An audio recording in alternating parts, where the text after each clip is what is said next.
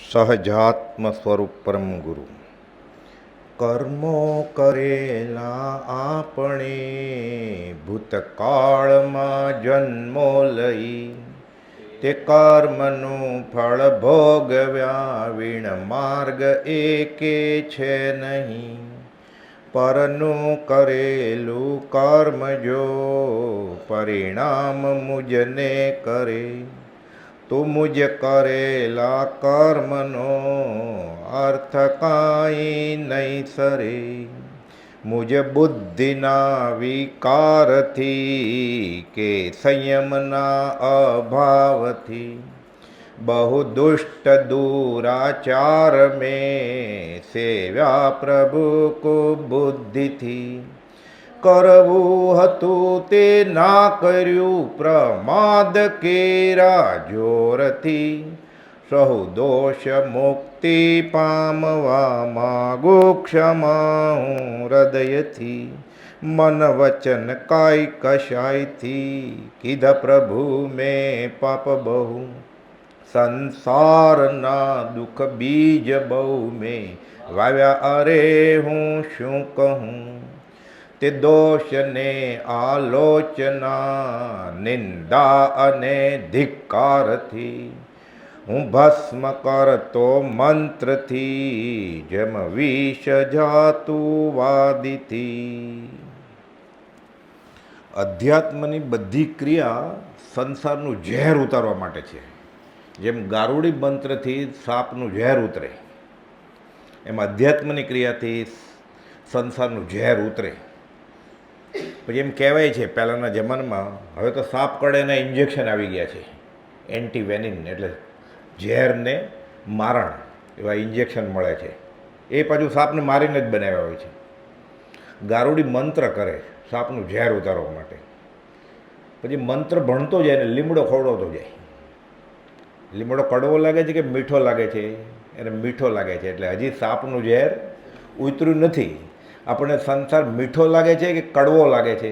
મીઠો લાગે છે, એટલે હજી આપણને સંસારનું ઝેર ઉતર્યું નથી.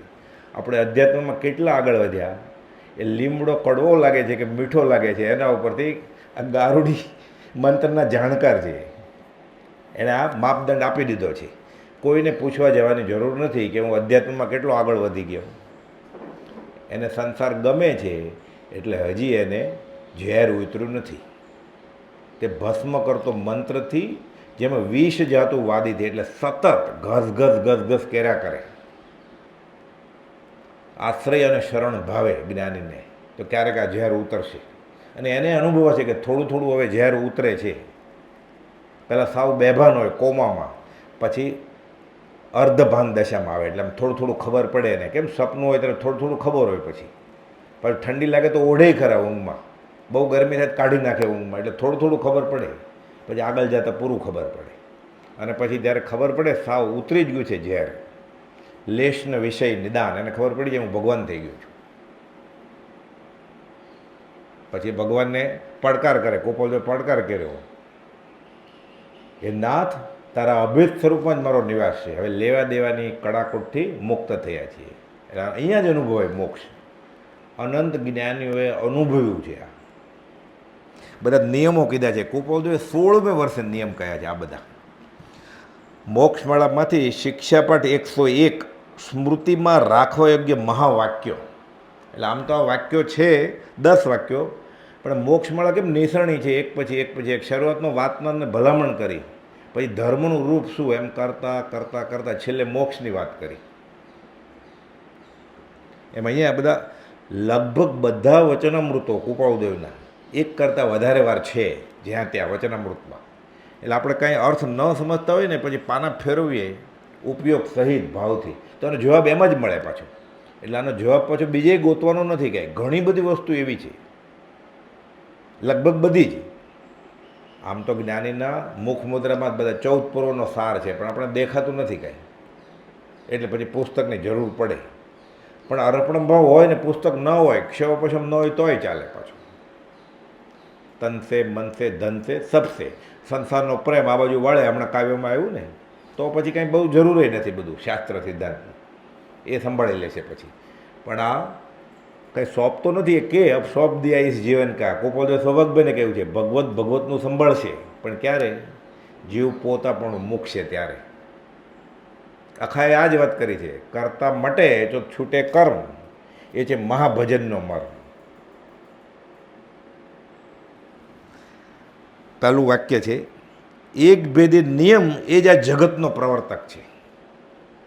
કર્મો કરેલા આપણે ભૂતકાળમાં જન્મ લઈ એ રામ કૃષ્ણ ઋષભનાથ ભગવાન કે મહાવીર સાહેબને છોડે નહીં. તો આ બાપડું પામર પ્રાણી તમને મને કેમ છોડે? આપણે તો કશાયથી ભરેલા છીએ. જેને કશાય હતા જ નહીં, જગતના કલ્યાણ કરવા માટે રાત દરબાર છોડી દીધેલો, એને નથી છોડ્યા. કર્મ બે શરમ છોડે નહીં કોઈ નહીં.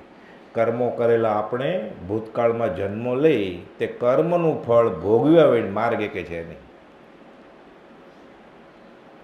પણ એફડી હજી પાકીને હોય એને વટાવી લઈએ તો એવું થઈ શકે. એટલે પછી પ્રાયશ્ચિતથી, આલોચનાથી, પ્રતિક્રમણથી અબધા શાસ્ત્રી બધી વાત છે અબધા કાળમાં કર્મ છે તો પછી પાછા શૂળીનો દંડ 100થી પતી જાય.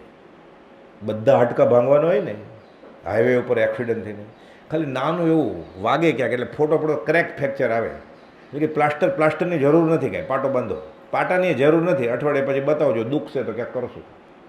એટલે શૂળીનો દામ 100થી મટી જાય આલોચના, પ્રતિક્રમણ, આલોચ પ્રાયશ્ચિતથી. પણ એ ખરેખર પસ્તાવો થાય તો, નહીં તો નિયમ છોડશે નહીં એટલે કોઈ બધું આકાર ફેર થઈ જાય. હવે સ્વાદમાં બહુ રખતો એટલે દંડાણો એ પછી એ પ્લાન સાથે સ્વાદ છોડે, એમ્બિલ કરે તો હું સ્વાદ કરવાનું નથી. અને છે બધું મળે છે પ્રાપ્ત ભોગોમાં પણ ઉદાસીન પણ, એટલે સ્વાદ તો ન જ થયો ને એમ્બિલના દિવસે. પણ સમજણ સાથે તપ પણ કર્યું, જ્ઞાનીની આજ્ઞામાં રહ્યો અને કર્મનો નાશ થઈ ગયો. આખું આ વિજ્ઞાન છે, વિતરાગ વિજ્ઞાન. આ ટેલા ટપકા કરેની ના નથી, આ સાયન્સ છે આખું. અને આ જ રસ્તેથી અનંત જીવો તરી ગયા. શ્રમણો ઝીણો તીર્થંકરો એ રીત સેવી માર્ગને સિદ્ધિવર્યા નમો તેહને નિર્વાણ નાય માર્ગને. આ જ રસ્તો છે છૂટવાનો. કોપલ જે રસ્તેથી ભગવાન મહાવીર તર્યા એ રસ્તેથી શ્રીકૃષ્ણ તરશે, જે રસ્તેથી શ્રીકૃષ્ણ તરશે એ રસ્તેથી જ ભગવાન મહાવીર તર્યા હતા. એક હોય 3 કાળમાં પરમારથનો પંથ. પણ આપણી દ્રષ્ટિ બાહ્ય છે એટલે ઓક સંજ્ઞા, કુળ સંપ્રદાય, કુટુંબના સંસ્કાર, આડોશી પાડોશી એની જેવા જ બીજા હોય એનો સંગ છે એટલે એમાં ને એમાં આખી જિંદગી કાઢી નાખે છે. અને પાથરવામાં રાત જાય છે પણ શું વે ક્યારે સવાર થઈ જાય તો આપણે પાથરવામાં જ રાત થાય નક્કી કરવામાં. એ તૈયાર કરીને આપ્યું જ છે. અનંત જ્ઞાની હોય અને સુખી થયા છે. પછી આપણે દેખાય છે શું? હવે આપણે પછી ગાય ખરા, મને જગ લાગ્યો છે ખારો રે બાઈ મીરા. એટલે મીરાબાઈને વખાણ કરીએ છીએ આપણે. એટલે મીરાબાઈને ખારો જગ લાગ્યો એટલે સુખી થયા ને, તો પછી આપણને મીઠો જ લાગે છે પાછો. એટલે કહેતા સૌ કરતા નહીં, મુક્કા બડા લબાડ. આપણે લબાડ છીએ, કરતા નથી આપણે. તો ખાલી હાથ જોડ્યા કરે ભગવાનને તો કંઈ થાય નહીં.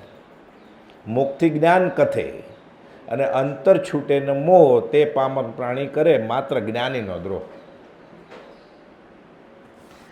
એક ભેદે નિયમ એ જ આ જગતનો પ્રવર્તક છે. આખું એવી રીતે ચાલે જ છે. સત છે નથી એ નથી. લંબાણપૂર્વક કોપોલે 218માં સમજાયું છે. હતું છે અને હશે, જળ ને ચેતન બધું આખું વિશ્વ સત છે. જડે સત છે અને ચેતને સત છે. સત્યથી ને સૂર્ય તપી રહ્યો છે, સત્યને તપતી રવિ, સત્યને વાયુશ્ચ વાયુ છે. આ હવા વાહે છે કેવી રીતે? સત્યથી.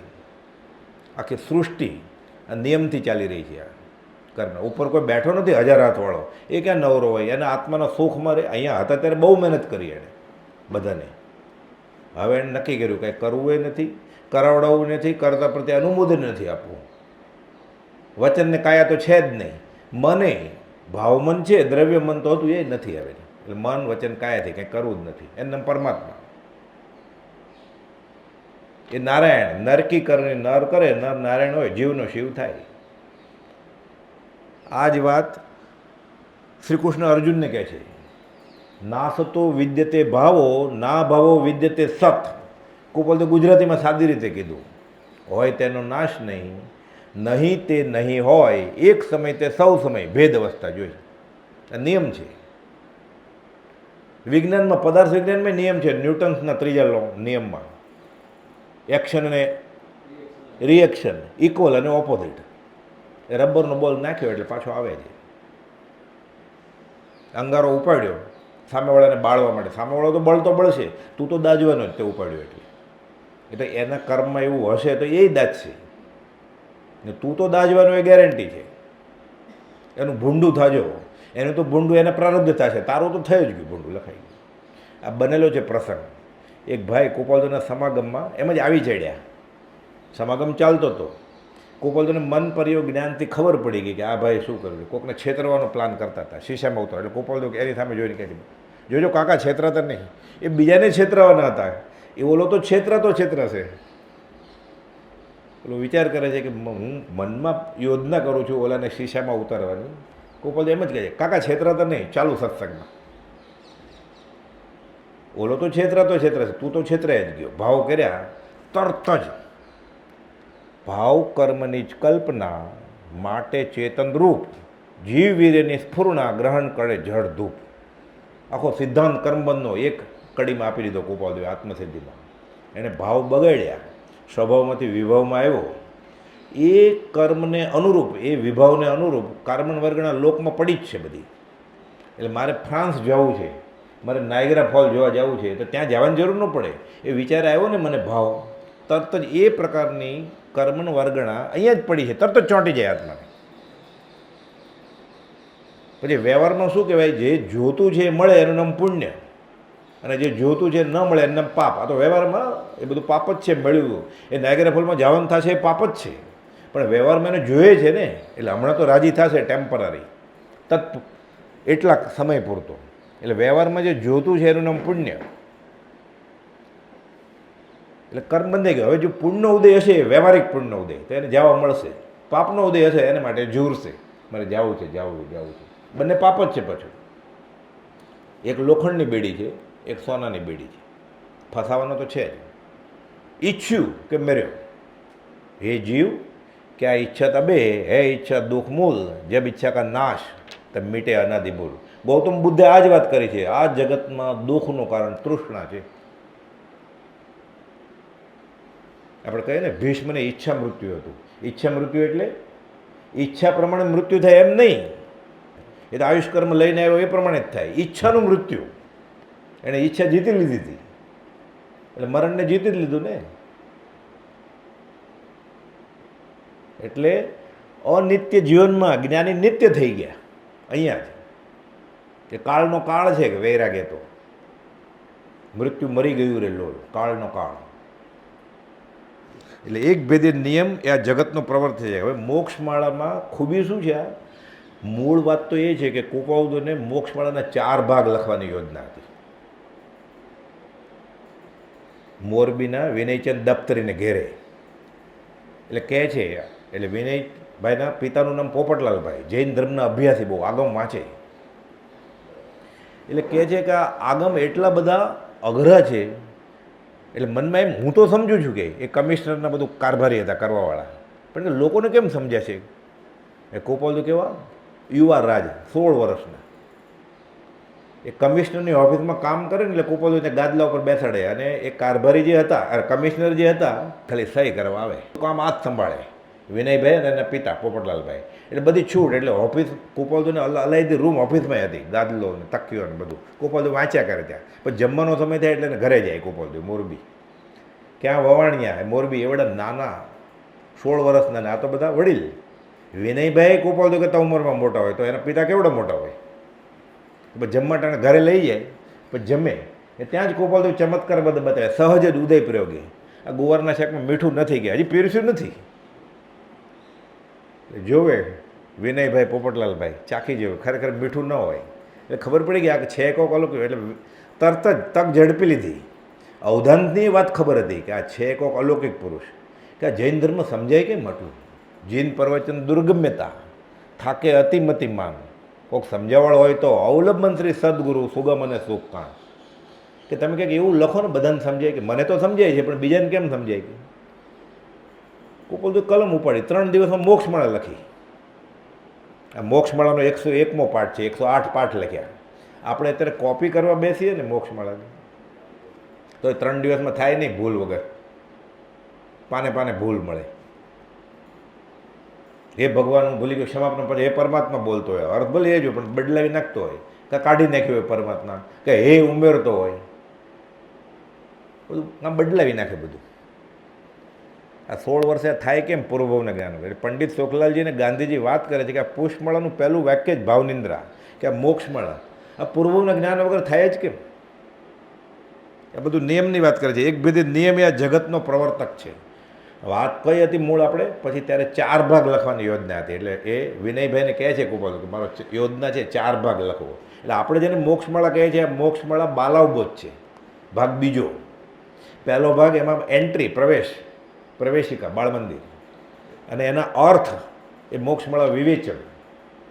અને ચોથો ભાગ અઘરો, બુદ્ધિશાળી લોકો માટે, ભણેલા ગણેલા માટે. એટલે અધ્યાત્મનું સંસ્કૃત આવડતું હોય, અથવા તો અર્ધમાગદી આવડતું હોય, અથવા આગમ વાંચ્યા હોય, જૈન શાસ્ત્રો વાંચ્યા હોય, ઉપનિષદ વાંચ્યું હોય, વેદાંત વાંચ્યું હોય, પ્રજ્ઞાવબોધ. આ યોજના હતી. એ ગોપાલદેવનું તો આયુષ્ય નાનું, કામ પતી ગયું બધું, પણ યોજના હતી. તો મોક્ષમાળા વિવેચન બ્રહ્મચારીજી પ્રભુજીના સંતદર્શિત શાંતિ લખે છે. અને એક એક પાઠના નહીં, એક એક લીટીના નહીં, એક એક શબ્દના અર્થ કરે છે. એટલે આપણને ન સમજાય ક્યાંક. પાઠ બધા અડધા અડધા પાનાના જ છે, પણ બધા પાઠમાં બોધ છે. એવો બોધ છે કે જીવ છૂટી જાય. આખો મોક્ષનો માર્ગ છે. અને ગોપાલદેવ ઘણા બધા મોટા મોટા પંડિત ભણેલા ગણેલા પછી 32મે વર્ષે ગોપાલદેવ કહ્યું છે કે મોક્ષમાળા અમે 16મે વર્ષે લખેલી. આજના જ્ઞાનમાં જોતા એ સપ્રમાણ લાગે છે, કે ફેરફાર કરવાની જરૂર નથી લાગતી. આમ પાઠશાળાના બાળકો માટે હતી. એક જગ્યાએ પછી કહે છે કે બધા જૈનના આગમ વાંચી લે, વેદાંત વાંચી લીધું હોય પછી વાંચશે ને મોક્ષમાળા તો વધારે સમજાશે. એટલે આમ તો બહુ અઘરી છે, પણ સહેલી કરી નાખી છે બ્રહ્મચર્યજી ઘણી બધી. એટલે આનો અર્થ કર્યો છે કે એક ભેદે નિયમ એ આ જગતનો પ્રવર્તક છે. એટલે ગોપાલદેવે જ નામ આપ્યું છે કે આ બધા મહાવાક્યો છે. આ છૂટા છવાયા, પણ અધ્યાત્મમાં પ્રવેશ માટે જે આખી મોક્ષમાળા ભણી જાય તેને આ 10 મહાવાક્યો યાદ રાખવા જેવા છે. મહાવાક્યો એટલે જેનું ફળ મહાન હોય તે. એક ભેદે નિયમ એ જ આ જગતનો પ્રવર્તક છે. સત છે, નથી એ નથી. આખી સૃષ્ટિ સત. એક પણ પરમાણુ નવું પેદા ન થાય તો એક જીવે નવો પેદા ન થાય તો વસ્તી વધી જાય. તો પહેલાં તો બહુ ઓછી હતી. એટલે કીડી મકોડા એ મરીને ઢેઢ ગરોળી અળસિયા થાય, સાપ થાય, મોટા થતા જાય. એમ 1 2 3 4 કર્મો અકામ નિર્જરાથી ખપતા જાય. નરક ક્યારે ખાલી થાય જ નહીં. નરકમાંથી આવે કોઈ, દેવલોકમાંથી આવે, દેવલોકે ક્યારે ખાલી ન થાય. એ પછી માણસ થાય. એટલે એક જગ્યાએ ખાડો થાય, બીજી જગ્યાએ ટેકરો થાય. એક પણ નવો જીવ ઉત્પન્ન ન થાય, અને કોઈ પણ જીવ ક્યારે મરી ન જાય. હવે આટલું ખાલી સમજાઈ જાય આ નિયમ છે જગતનો, તો મૃત્યુનો ડર કેનો લાગે? કે કોઈ સગાવાલા ગુજરી જાય પછી એ માથા કેમ પછાડે? પછી આ નિયમ જ છે, પણ ડર શેનો લાગે? પછી રવે શેનો? તો આમ કર્યું હોત તો, આમ હોસ્પિટલમાં આમ ગયા હોત તો, કોઈ ને પછી આ ફલાણી હોસ્પિટલમાં લઈ ગયા હોત તો, તરત જ એમ્બ્યુલન્સ બોલાવી હોત તો. એને ત્યાં જ મરવાનું હતું. એમ્બ્યુલન્સમાં મરવાનું હોય તો જીવતો ડચકા ખાતો હોય ત્યારે એમ્બ્યુલન્સમાં મૂકીને એમ્બ્યુલન્સમાં મરે. પછી એવું જોઈએ જ છે ને આપણે, કે હોસ્પિટલમાં પહોંચ્યા જ નહીં અને 10-12 લાખ ખર્ચવાના હોય. એ ડૉક્ટરને લાભ અંતરાય કર્મ ઓછા થયા હોય એટલે પૈસા મળવાના હોય ડૉક્ટરને. હોસ્પિટલ નહીં, અંતરાય કર્મ ઓછો હોય, કમાવાનું હોય, તો 1 મહિનો રહે, 32 લાખનું બિલ આવે ને પછી મરે, બેંક બેલેન્સ ખાલી કરાવીને. એ છોકરો કમાઈ કમાઈને ભેગા કરતો હોય, બાપા માગતો હોય ને આગળ, કાં તો છોકરો માગતો હોય. વાલું વેરી લેણું કે દેણું આ હિસાબ છે, પછી જ જાય. એ ડૉક્ટરને આપે, નર્સને આપે, હોસ્પિટલને આપે, હેરાન થાય, રીબાય. છોકરો લોન લે ટ્રીટમેન્ટ માટે, પહેલાં એને દુઃખ આપેલું કે હું તને જાતા જાતા હું આપતો જાઉં, એટલે હિસાબ પાછો ચૂકતો રહે. એ પાછો વિભાવમાં હોય એટલે નવો હિસાબ પાછો ઊભો થાય. અધૂરા કામ મૂકી જશે, થશે નવો અવતાર પાછો. આખું ગણિત શાસ્ત્ર છે. એટલે માથા પછાડે કંઈ કામ થાય એમ નથી, કે ડર લાગે એ કામ થાય એમ નથી. એવું મરી જાય છે, મરી જાય તો મરવાનો તો છો જ, ગેરંટી છે. આ કુંડળી જોયા વગર ખબર છે કે મરવાનો છે. આપણે જ્યોતિષ કાંઈ ન આવડતું હોય, હસ્તરેખા કાંઈ નથી જ્ઞાન, તો એટલું તો ખબર છે ને મરવાનો છે. તો કુંડળી શું જોડાવી છે? તું મરવા, હું જ્યોતિષ શીખ્યા વગર કહી દઉં તને તું મર, તો હવે કેનો ડર છે? નિયમ છે. એક પણ જીવ મરે નહીં કે નવો પેદા ન થાય, એક પણ પરમાણુ ઘટે નહીં, હોય તેનો નાશ, બધું સતત છે. આ પણ ચિત્ત નથી, ચૈતન્ય નથી. ચૈતન્ય જડ ને ચેતન અલગ અલગ છે. જીવ છે એ બધા ચિત્ત છે, જડમાં ચિત્ત, ચૈતન્ય નથી. અને આનંદ તો આપણે કોઈ છે જ નહીં. જેને આનંદ છે એ સચ્ચિદ આનંદ, જેને આત્મા અનુભવી લીધો એ. એટલે આપણે બધા સચ્ચિત છીએ. પણ મરણના ડરથી ક્ષણ ક્ષણ ભયંકર ભાવ મરણે રહ્યા છે. પછી મરણનો ડર છે, સાથે પછી આજીવિકાનો ડર હોય, આબરૂનો ડર હોય, રોગનો ડર હોય, આ ભવનો, પછીના ભવનો ખોટું ખોટું ડર હોય કે મારી શી ગતિ થશે. તારા લક્ષણ છે એ પ્રમાણે થશે, તું પૂછપૂછ નહીં કરતો હોય. આ તો જડ છે, જડને શું ઉપયોગ? તને મોકલશે જ ત્યાં. હે ભગવાન, હવે મારી કઈ ગતિ થશે? તો હજી સુધરી જાય. એટલે ખાલી ડર્યા કરશે તો 7 પ્રકારના ભય જીવને સતાવી રહ્યા છે, એ જીતી લેજે. નમો જીર્ણાણમ જીય ભયાણમ, સપ્તમ મહાભય ટાળતો, સપ્તમ જીનવર દેલ લલના, શ્રી સુપાસ્વજીન વંદીએ. 7મા તીર્થંકર ભગવાનનું સ્તવન છે આ. એટલે જેણે જેણે એ બધા ભય જીત્યા એ જીનેશ્વર ભગવાન થઈ ગયા. એ અહીંયા જ હોય સ્વદેહે. એ જીતે પછી ત્યાં જવાય. ત્યાં જઈને કાંઈ લડાઈ નથી કરવાની, જીતવાની. અહીંયા જ જીતીને જવાનું છે. આ નિયમ છે. આખો 14 રાજલોક પેટી પેક છે. ઓછું થાય નહીં, વધે નહીં, કાંઈ ફેરફાર થાય રૂપમાં. હાથીનો ઘોડો થાય ને ઘોડાનો હાથી થાય ને હાથીનો કરોળિયો થાય ને કરોળિયાનો માણસ થાય. પછી નરકમાં જાય ને દેવલોકમાં જાય, રખડ્યા કરે. એક ભેદી નિયમ એ જે જગતનો પ્રવર્તક છે. જગતનો પ્રવર્તક ઈશ્વર નથી એમ આગળ કહ્યું હતું. એટલે કરતા ઈશ્વર કોઈ નહીં, ઈશ્વર શુદ્ધ સ્વભાવ અથવા પ્રેરક તે ગણે. એને જોડિયા બાળક જન્મ આવે, માનો એક ડબલ ગ્રેજ્યુએટ થાય, એક ભણે જ નહીં, તો ઈશ્વર ગુનામ ના આવે? એકને ભણાવ્યો ને એકને બુડથલ રાખ્યો સાવ. એક ખમા ખમા કરીને વધાવાય છે મૂર્ખ રાજગાદી ઉપર, અને વિદ્વાન ધક્કે ચડે છે, તો ઈશ્વર ગુનેગાર નહીં? કે સદાચાર પાળે છે, નીતિ પાળે છે, પોતપોતાના કર્મ, નિયમ છે આખો. એટલે કર્મની વિચિત્રતા કોપલે લખ્યું છે, કર્મના ચમત્કાર, મોક્ષવાળાનો 3જો પાઠ. એ વાંચે તો એ ખબર પડે કે નક્કી આ સૃષ્ટિને ચલાવવાળો એવી કોઈ શક્તિ છે. પણ તમે હમણાં ટેમ્પરરી બ્રહ્મા કહો તો ક્યાંય બગડી નથી જતું. ગાંધીજીને કોપલ ભલે ને રહ્યા બ્રહ્મા બેઠા છે ત્યાં, તને તો તારા કર્મ જ નડવાના છે. એ વાયા રામ આવે કે બ્રહ્મા આવે કે સીધા આવે, તારે માફ કરવાનું નથી. રામ કાંઈ, રામે એને પિતાને માફ ન કર્યા તો બેબંધ થઈ ગયા, એ વનવાસ ગયા તો. અને સીતાને ઉપાડી ગયા, રામ પોતે પડી ગયા, મૂર્છામાં આવી ગયા. રામ કહે હું મારા ભોગવું, તું તારા ભોગવું.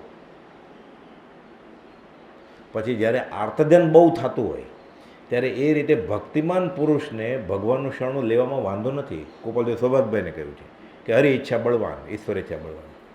ઈશ્વરને શું મતલબ છે? તું BA થા, BCom થા કે BSc થા, એને એક જ ઈચ્છા છે, તું મારી જેવો થા. આ તો એને થવું નથી. પછી કેનેડા જાય, અમેરિકા જાય, કે જ્યાં માથા પછાડે, એને શું મતલબ છે? એ ભગવાન ભલું કરજો એમ કહીને જાય, પછી પ્લેનમાં બેસે, ભલું કરે એનું માયને તો છે નહીં. હવે તારા કર્મના ધક્કે જાતું. 14 રાજલોકમાં જીવ ફૂટબોલના બોલની જેમ ફંગોળાય છે. પછી અહીંયાથી ત્યાં, ત્યાંથી અહીંયા, ત્યાંથી આવે એ ફંગોળેલો છે, પાછો આવે એ ગયો તો એ ફંગોળે. રમત છે આખી. જગતનો પ્રવર્તક ઈશ્વર નથી એમ આગળ કહ્યું હતું, પણ આર્તધ્યાન થાય ત્યારે એમ કહે ભગવાનને ગમ્યું એ ખરું. એટલે મોટી આગ લાગે, ધરતીકંપ થાય, કોઈ ગુજરી જાય, હાઈવે ઉપર એક્સિડન્ટ થઈ જાય, ભાઈ તારા હાથમાં કાંઈ નથી, રામ રાખે એમ રહીએ, આપણે રાખના રમકડા છીએ, તો વાંધો નથી કાંઈ. એટલું પાપ ઓછું થાય ને, આર્તધ્યાન ઓછું થાય, માથા ઓછા પછાડે. કેમ કે પછાડશે તો પણ ટાંકા લેવા તો જવું જ પડશે, માથું ફોડશે તો. એટલે ભલે ન માથું ફોડે, થોડુંક રોઈ લે. એટલે એ રીતે ભક્તિમાન પુરુષને શરણું લેવામાં વાંધો નથી જો આર્તધ્યાન ઓછું થતું હોય તો. એ કોઈ બહુ મહેનત કરી હોય ને ફેલ થાય, પછી આપઘાત કરી નાખે ને, બધા માર્ક ઓછા આવે તો. એટલે ત્યારે એમ કે ભગવાનને આ જ હતું, તારા નસીબમાં જ હતું એવું. અમને તો ખબર જ હતી કે તું ભણ્યો નથી એટલે ફેલ જ થવાનું, પણ એમ કહેવાય ત્યારે તો આપઘાત કરે ને આપણે નામે ચડે કે તમારે લીધે. એનું જે એ તો એના મોતે મરે, પણ આપણે આપણું નામ આવી જાય. એટલે આપણે નિમિત્ત નથી બનવાનું કોઈ. જગતનો પ્રવર્તક ઈશ્વર નથી એમ આગળ પણ કહ્યું હતું, તેમાં શંકા થાય. તે સર્વના ખુલાસારૂપ આ વાક્ય છે કે એક ભેદે એટલે એક અપેક્ષાએ દરેક પદાર્થમાં જે જે ધર્મો છે તે પ્રમાણે તે પ્રવર્તે છે. બરફ ઠંડો જ લાગે, અગ્નિનો અંગારો ઉપાડે તો ગરમ જ લાગે. વિષ ખાવાથી વિષનું ફળ, સાકર ખાવાથી સાકરનું ફળ, અગ્નિ સ્પર્શથી અગ્નિસ્પર્શનું ફળ, હિમને સ્પર્શ કરવાથી હિમસ્પર્શનું ફળ થાય છે. એમ કરેલા કર્મો આપણે ભોગવવા પડે. મહેનત કરે તો આકાર ફેર થાય. હમણાં વાત આવી ને, આંબેલ કરે છે, ઉપવાસ કરે છે એટલે ખાતો નથી ને, ખાવાનું ન મળ્યું ને એને ઉપયોગ સાથે, પણ તપ થયું એટલે એટલા કર્મ એના વયા ગયા. અને ત્યારે શુભ ભાવ હોય તો એ ખાવાના કર્મ આત્મા જે ચોંટેલા છે એ નિર્જરી જાય પછી.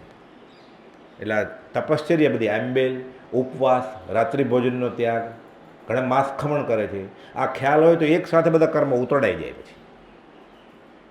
નહીં તો ભિખારી થઈને ભૂખું રહેવું પડશે. એને બદલે ઉપયોગ સાથે 8 ઉપવાસ કરશે પર્યુષણમાં, તો નિર્જરા બહુ અનંત નિર્જરા થઈ જાય. કેમ? ભૂખ્યો રહ્યો એટલે નહીં, જ્ઞાનીને આજ્ઞા માનીને. આત્મા ખાતો નથી, મારે ખાવું નથી. એટલે મર્મ તો ભેદી છે, ગહન છે, પણ પછી એ સંપ્રદાયમાં કન્વર્ટ થઈ ગયું, પરિવર્તિત થઈ ગયું, એટલે બધી ગડબડ થઈ ગઈ. પછી શ્રી કૃષ્ણે કહેલું ઉપવાસ કરવાના એકાદશી, પછી પારણું કેમાં કરવાનું? તુલસીના પાન ઉપર. હવે કેળના પાન ઉપર ખાય તો પછી શું થાય? 3 દિવસ ચાલે એટલું. એમાં શ્રી કૃષ્ણનો વાંક છે. એણે કહેલું એકાદશી કરવાની અને પછી તુલસીના પાન ઉપર સમાય એટલું ખાવાનું. એટલે શુદ્ધા વેદની ને તૃષા વેદનીય કર્મ શાંત થઈ જાય. અગ્નિઓને કેમ પાણી છાંટીએ કે લે ચાખી લીધું, પ્રસાદ ચાખી લે ને, હાશ હાશ કરો થઈ જાય. આખું વિજ્ઞાન છે આ.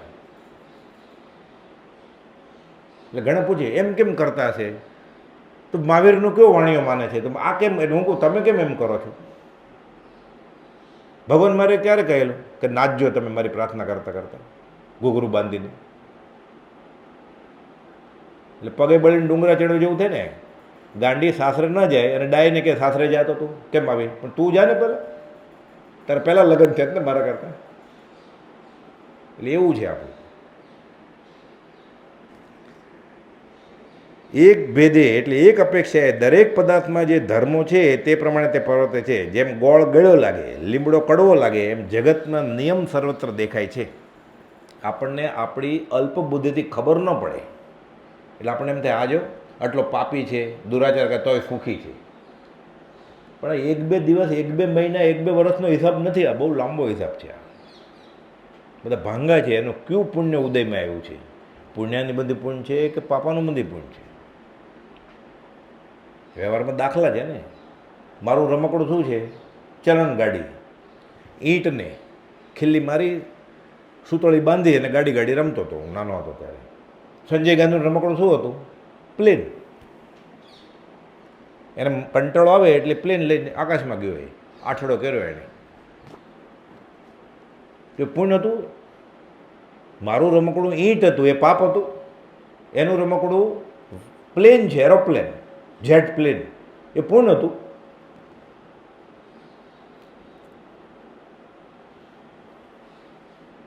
આ તો જીવતો દાખલો છે. હું ભણતો હતો ને, મારા બધા એક ટીચર હોય, યુનિવર્સિટીના ગાઈડ હોય આપણા, એ 3 વર્ષ સુધી ગાઈડ રહે. એનો એકનો એક છોકરો, અને મુંબઈમાં એનું નામ, એનું બધા મોટા મોટા ગવર્નર, મિનિસ્ટર બધા એની પાસે આવે ટ્રીટમેન્ટ લેવા માટે. એને બાપા પણ ડૉક્ટર. એટલે આ છોકરાના પિતા તો એ મારા બોસ છે, એના પિતાએ ડૉક્ટર.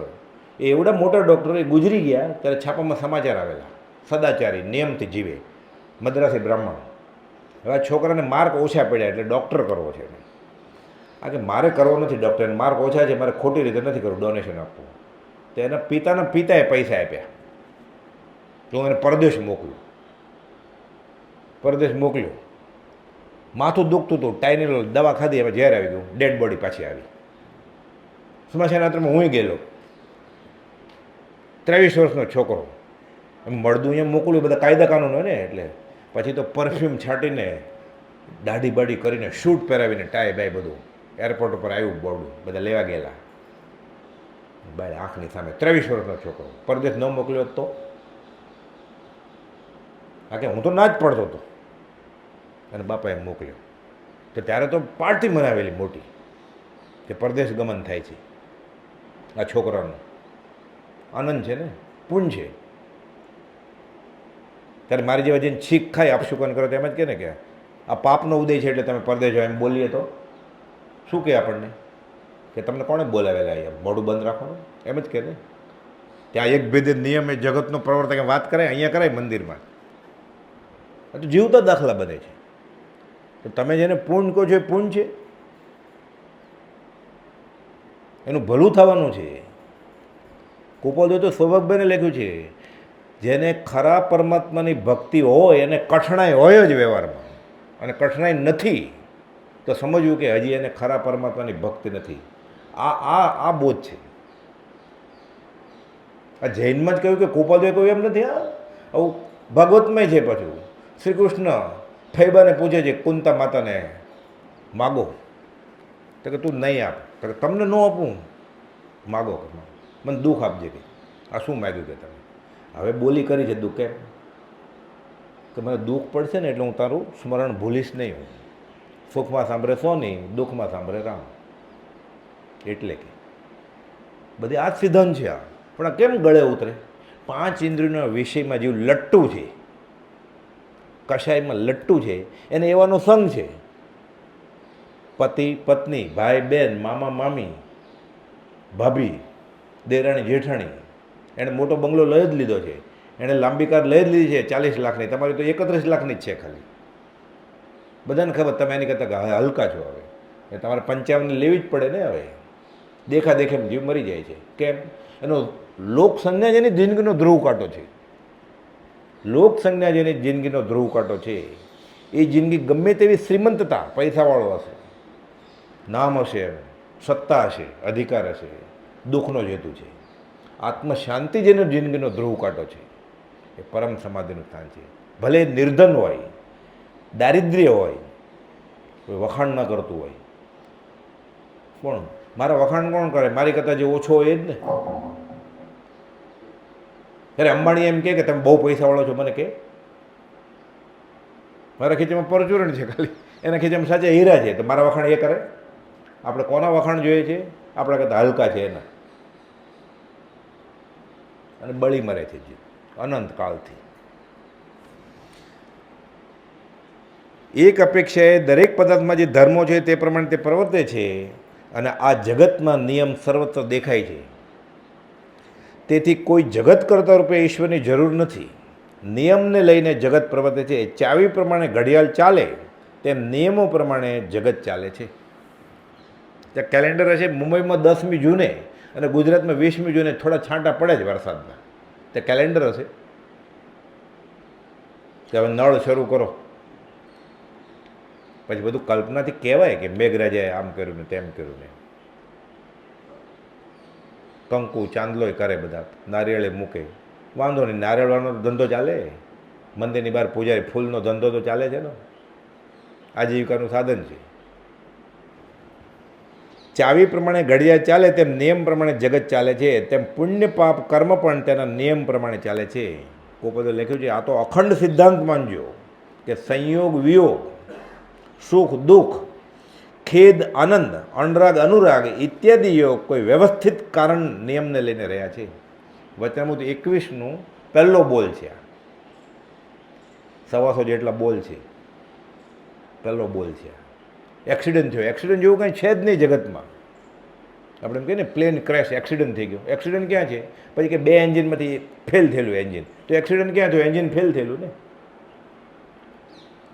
કે આપણે એક્સિડન્ટ થઈ ગયો, સંભળી ભટકાણી પ્લેનને, તો એક્સિડન્ટ ક્યાં હતો? સંભળી ભટકાણી એટલે પ્લેન પડ્યું ને, તો એક્સિડન્ટ ક્યાં થયો? હાઈવે ઉપર એક્સિડન્ટ થઈ ગયો. કેમ? ખાડો આવ્યો ને એટલે કાર ઉથલી ગઈ. તો ખાડો આવ્યો ને, એક્સિડન્ટ ક્યાં હતો? આ જગતમાં અકસ્માત છે જ નહીં, બધું કસ્માત છે. અખંડ સિદ્ધાંત માનજો કે નિયમ પ્રવર્તન, એક્સિડન્ટ જેવું છે જ નહીં દુનિયામાં. કમોત જેવું કંઈ છે જ નહીં દુનિયામાં. વ્યવહારે બોલાય કે કમોતે મરી ગયા, કમોત છે ને,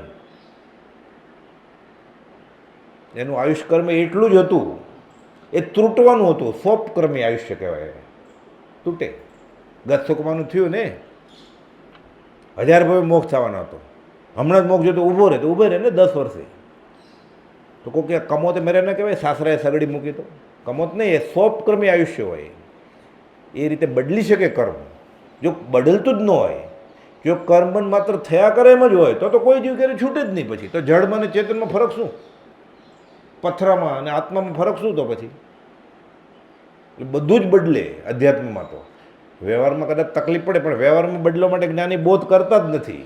વ્યવહારમાં બદલે, બધું બદલાવું હોય તો એ વકીલ થવાનો હોય ડૉક્ટર થઈ જાય, ને ડૉક્ટર થવાનો હોય હજામ થઈ જાય, પણ એમાં જ્ઞાનીને રસ જ નથી કાંઈ. કેમ કે બીકોમ થાય, બીએ થાય, બીએસસી થાય, બધું સંસાર જ છે. એ ડૉક્ટર થાય, સીએ થાય, ચાર્ટર્ડ એકાઉન્ટ થાય, એમબીએ થાય, બધું સંસાર જ છે. એટલે જ્ઞાનીને એમાં શું મતલબ છે? જ્ઞાનીએ કીધું કે આ સંસાર છોડવાનો છે. હમણાં આમાં એ વાક્ય છે, યુવા વયનો સર્વસંગ પરિત્યાગ મોક્ષનું કારણ છે, પરમપદ મળે. એ જ્ઞાનીને પૂછવા જાય, હું બીકોમ છોકરીને પરણું કે બીએસસીને પરણું? જ્ઞાની કે અમે પરણવાનું નથી કહેતા, પછી તમે એમાંથી પાછું કાનેતર કાઢીને પૂછવા આવ્યા અમને? હું તાળીનો ધંધો કરું, દારૂનો ધંધો કરું? જ્ઞાની કે અમે આ ના પાડીએ છીએ તમને. એ પૂછવા જ એવું જાય છે કે જે જ્ઞાનીના લિસ્ટમાં જ નથી. એ કંઈ એમ નહીં કે તમે સંસાર છોડી દો ને જાઓ ભીખ માગવા માંડો. પણ આ પૂછવા જે એટલે જ પ્રાર્થના કરે છે, એટલે જ માનતા માને છે, એટલે જ તીર્થયાત્રા કરે છે, એટલે જ તપશ્ચર્યા કરે છે. શ્રીપાલનો રાસ એટલે ગાય છે કોટ મટાડવા, એટલા એમ્બેલ કરે છે. તો ક્યાંથી થાય? અને એવું શીખવાડવામાં આવે છે કે હું હમણાં લગ્ન કરું પછી કરું. કે અમે લગ્ન કરવાનું કહેતા જ નથી તને. હું કેનેડા જાઉં કે દુબઈ જાઉં કમાવા માટે, અમે બે જગ્યાએ જવા જ ના પાડો છો. અહીંયા પેટ ભરાય જ ને કે ભિખારી છો, પેટ ભરાય જ. તો અમે થોડું કહીએ તમે જવાનું? તોય જવું હોય તો આ સિક્કો મરવા આવ્યો છે એને, એ તો કરવાનો પોતાનું મનનું જ ધાર્યું, આ સિક્કો મરવા આવે જ પાછું. એટલે હારે એને જ્ઞાનીને ગુનેગાર કરવા છે. જ્ઞાની ભૂલ કરે?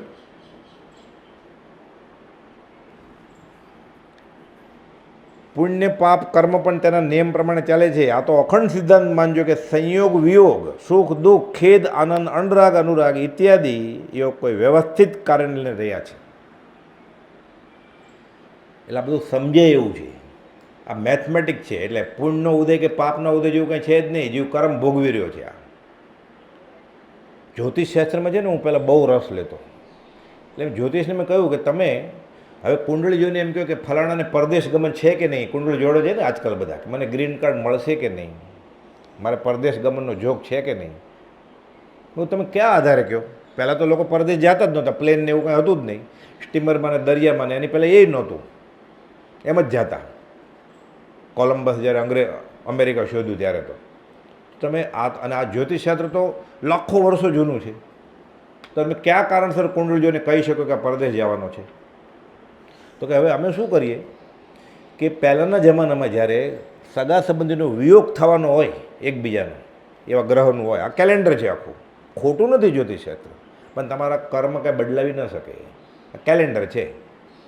એમાં 14 તારીખો તેની 15 ન થાય કે જ્યોતિષથી, કે ઘરના નજીકના સ્નેહી સંબંધીનો વિયોગ થવાનો હોય, માના અને પુત્રનો, બાપનો અને પુત્રનો, પતિ પત્નીનો, સંતાનનો, એવો વિયોગ હોય ત્યારે અમે કહીએ કે અત્યારે વિયોગ થશે. એટલે ત્યારે લોકો પછી પરદેશ કમાવા જતા. હવે અત્યારે હોંશે હોંશે પૂછવા આવ્યો છે, એટલે પુણ્યનો ઉદય સમજે જ ને.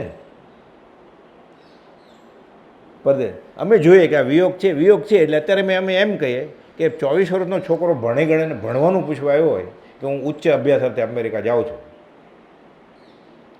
તમે જોઈએ વિયોગ છે ઘરનાનો, આ વિયોગ છે. એટલે અમે કહીએ જશે, વિયોગ છે એમાં. એટલે અમે એમ કે હા તમારે પરદેશ ગમનનો વિયોગ, એટલે ગ્રીન કાર્ડ પાસ થઈ જશે. એટલે જ્યોતિ તો સાચો જ પડે છે. શા માટે સાચો પડે છે? એણે એમાં ગણ્યું કે આને વિયોગ છે ઘરનાનો. પહેલાં વિયોગ તરીકે કહેતા કે હવે અમે પરદેશ ગમન થશે, કે ઓલો ફી મૂકી જાય અહીંયા 1000 રૂપિયા, અમારો ધંધો ચાલે છે. આખું ગણિત છે. આ આકાર ભેર થઈ ગયો ને. પહેલાં દુઃખી વિયોગ, એટલે હવે સુખી થાય ઘરના હમણાં તો સુખી થાય, પછી પાછું આવે ત્યારે ખબર ન આવે તો ખબર પડે પછી. એટલે માન્યતાનું સુખ ને માન્યતાનું દુઃખ થયું ને. છે એનું સુખ નથી એનું દુઃખ છે, એનું નામ સંસાર. છે એનું સુખ નથી એનું દુઃખ છે. સંયોગ વિયોગ, સુખ દુઃખ, ખેદ આનંદ, અનુરાગ અનુરાગ ઇત્યાદિઓ કોઈ વ્યવસ્થિત કારણ લઈને રહ્યા છે. શાસ્ત્રમાં તારા ઘરના દરવાજાની બહાર જે કૂતરો બેસે છે ને રોજ, એ પણ ઋણાનું બંધે બેસે છે, એમને એમ નથી કાંઈ. વ્યવસ્થિત. તમે જે બળદ ખેતી માટે ખરીદ્યો ને એ માગણાવાળો હતો તો કામ કરશે જ નહીં, બહુ માર્યા કરવો પડશે એને. અને દેવા આવ્યો હશે તો વ્યવસ્થિત ડાયો ડમરો હશે, ખેડ બરોબર કરશે. હવે બધું વહી ગયું, હવે તો ટ્રેક્ટર વાપરે છે, એટલે કે પણ એ ટ્રેક્ટરે બગડી જાય પછી કરમ હોય તો, અને તો ન બગડે. આપણે કહીએ ને આ કાર બહુ ચાલી, આ નવી લીધી કાર તોય બગડે છે. બગડે નહીં તો આકાર ફેર થાય, પછી બગડે નહીં, બરોબર ચાલે 100ની સ્પીડ, પછી એક્સિડન્ટ થાય, પછી ટાયર ન બગડે, પગ બગડે ચલાવવાળાનો, આકાર ફેર થઈ જાય. એટલે આને એમ લાગે છે કે કર્મનો સિદ્ધાંત છે જ નહીં, બધું વ્યવસ્થિત કારણે ચાલી રહ્યું છે. છેલ્લે દુઃખી થવો જોઈએ કે સુખી થવો જોઈએ નિયમ પ્રમાણે, તો સુખી દુઃખી થાય છે. પછી એ કોક મારે ને એનો પગ ભાંગી નાખે ને દુઃખી થાય, કે અહીંયા લપસી જાય ભીનામાને, પગ તો ભાંગ્યો જ ને એનો, એટલે એને દુઃખી તો થવાનું જ છે. સાથે દ્વેષ કર્મનો ઉદય હોય તો કોક મળી જાય એને ધક્કો મારવાવાળો, એને પકડે, તારે લીધે હું પડ્યો. આ નિમિત્તને પકડે છે. નિમિત્ત કાંઈ નથી, એને કર્મના નિયમે એને મોકલ્યો તને પાડવા માટે, ધક્કો મારવા માટે, તું પડતો નહોતો એટલે. પણ કેળાની છાલ હોય રસ્તા પર તો કોને પકડે?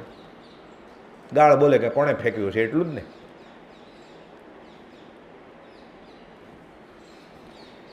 સંયોગ વિયોગ, સુખ દુઃખ, ખેદ આનંદ, અનુરાગ અનુરાગ ઇત્યાદિ યોગ કોઈ વ્યવસ્થિત કારણે રહ્યા છે. અહીં મુખ્યપણે કર્મના નિયમો વિશે કહેવું છે. આખો કર્મગ્રંથ નિયમો જ બતાવે છે. 6 વોલ્યુમ છે કર્મગ્રંથના, 700 વર્ષ પહેલાં લખાણો છે. વ્યવસ્થિત નિયમ છે. લમણા દુઃખ એવું છે, બધું બધી વસ્તુનો જવાબ છે. થાણાંગ સૂત્રમાં બધું લખ્યું છે. બારિશ ક્यों આતી હૈ, વીજળી ક્यों હોતી હૈ, વીજળી કેમ થાય, એના બધા નિયમ છે. બધા ઉપર કોઈ મેઘરાજા બેઠા નથી, પદાર્થ વિજ્ઞાન છે આખું. સૂરજ રોજ ઉગે, લાખો કરોડો વર્ષોથી, લાખ ડિગ્રી ટેમ્પરેચર છે હાઇડ્રોજનનો ગોળો. તો ક્યારેક ખલાસ નહીં થતો હોય ગેસ, પછી સૂર્યાસ્ત થાય ને આથમી જાય ને ચાંદામામાં આવે, પછી એને કોણ ધક્કા મારતો છે કે જાઓ તમારો ટાઈમ થઈ ગયો છે ડ્યુટીએ. વ્યવસ્થિત ચાલી રહ્યું છે આ બધું પદાર્થ વિજ્ઞાન. જળ જળના નિયમને અનુસરીને ચાલે છે, ચેતન ચેતનના નિયમને અનુસરે, કર્મ પ્રમાણે. જ્ઞાની એ કર્મને જીતી લે છે, એમાંથી બહાર નીકળી જાય છે આ ચક્કરમાંથી.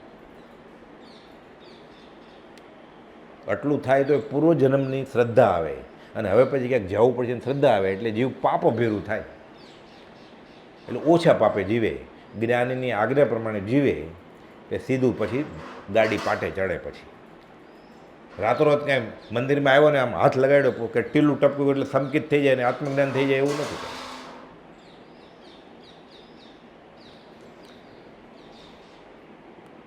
આ બધા યોગ કોઈ વ્યવસ્થિત કારણે લીધે થઈ રહ્યા છે. અહીં મુખ્યપણે કર્મના નિયમો વિશે કહેવું છે. આખા કર્મગ્રંથ નિયમો જ બતાવે છે. અમુક ભાવ કરવાથી અમુક કર્મ બંધાય છે, એ તો વ્યવહારે સમજાવ્યું છે. શુભ ભાવથી શુભ બંધાય, અશુભ ભાવથી અશુભ બંધાય, વ્યવહારે ખબર પડે આપણને.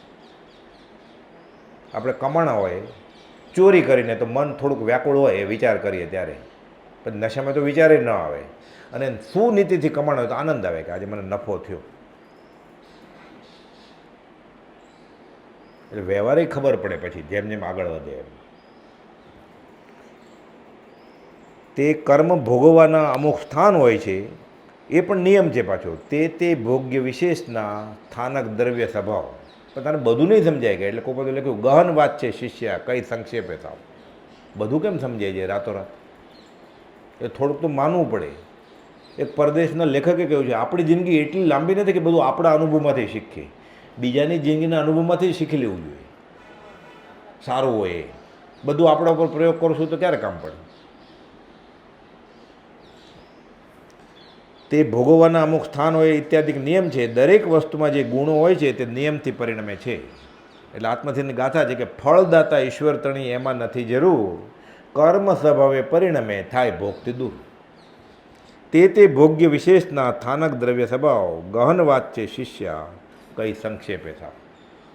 એ સિદ્ધાંત જાણીને તારે શું કામ છે? હમણાં માની લે, હમણાં અમે ઉપદેશ બોધ આપીએ છીએ, લઈ લે જ્ઞાની કે તને સિદ્ધાંત તારે મેળે જ સમજાશે. સિદ્ધાંત એક જ છે ખાલી, તું શરીર નહીં આત્મા છો. અહીંયા એ સિદ્ધાંત એક જ છે, તારા કરેલા કર્મ ભોગવવા પડશે તારે. એ કેમ ભોગવવા પડશે? પછી એ પૂછે બરફ ઠંડો કેમ લાગે? જો બરફ ગરમ લાગતો હોય તો અંગારો ઠંડો લાગતો હોય, પણ હવે તારે શું વાંધો છે? સૂરજ પશ્ચિમમાં કેમ નથી ઉગતો? આવા પ્રશ્ન ઊભા થાય. અને પૂર્વમાં આથમતો હતો તો તને શું ફાયદો હતો? બેલ લમણાજીક કરે છે. જે જ્ઞાનીઓએ ઉત્કૃષ્ટ ત્યાગ વૈરાગથી નિર્ધાર લઈ લીધો છે, તાગ મેળવી લીધો છે અને પછી બોધ્યું છે, એનો પાછો આ નિર્ધાર લેવા જાય છે. અને છે કૂપ મંડૂક, પાછો કૂવાનો દીટકો. સૃષ્ટિ એવડી નથી, સૃષ્ટિ એની બહાર છે આખી, એને તાગ મેળવવો છે. એટલે પછી અધ્યાત્મમાં અટકી જાય છે. એટલે કૃપાલુ લખ્યું છે, જેટલા સંશોધનથી આ નિયમો સાબિત કરીને આત્મસાત કરવા જાય એના કરતાં જે ઉપદેશ બધું કરે વહેલા છૂટી જશે. સિદ્ધ અંતે સિદ્ધ થઈ ગયું છે. હવે તું શું સિદ્ધ કરવાનો હતો? આત્મા વિશે આપણે નવું શું શોધવાના હતા? અનંત જ્ઞાનીઓએ શોધી લીધું છે. એટલે એક ભેદે આ નિયમ એ જગતનો પ્રવર્તક છે. બીજું વાક્ય, જે મનુષ્ય સત્પુરુષોના ચરિત્ર રહસ્યને પામે છે તે મનુષ્ય પરમેશ્વર થાય છે. જેવા નરને સેવીએ તેવી દે ફળપત.